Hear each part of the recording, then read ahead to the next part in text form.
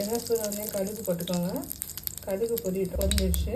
இதுக்குள்ளேயே வந்து பருப்பில் வெங்காயம் சின்ன கட் பண்ணி வெங்காயத்தை போட்டுக்கலாம்.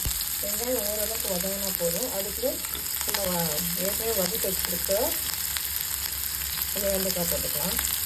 உப்பு போட வேண்டாம். நம்ம வெண்டைக்காய் வதக்கும் போது உப்பு போட்டுக்கலாம். உப்பு போட்டு வதக்க வேண்டாம். இதனால் வெண்டைக்காய் வதங்கினது எல்லாமே வந்து சூடாகிடுச்சு. பாருங்கள் எப்படி ஒன்று ஒன்றா இருக்குன்னு கரெக்டாக உங்களுக்கு தெரியுதா? கையில் எடுத்து காட்டுறதுங்க.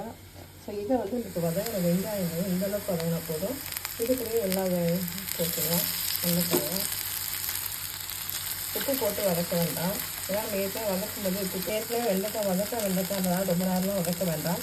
ஸோ இப்போ வந்து ஓரளவுக்கு வதங்கிடுச்சு. மஞ்சள் வாசம் போயிருக்கு. இதுக்கு தேவையான அளவுக்கு காரம் போட்டுக்கலாம். நான் தனி மிளகாய் வச்சு தான் போடுறேன். காரம் வந்து ஒன்று கூட ஒன்றோட ஒட்டவே இல்லை. எவ்வளோ உதவியாக இருக்குது. கண்டிப்பாக நீங்களும் வீட்டில் செஞ்சு பாருங்கள்.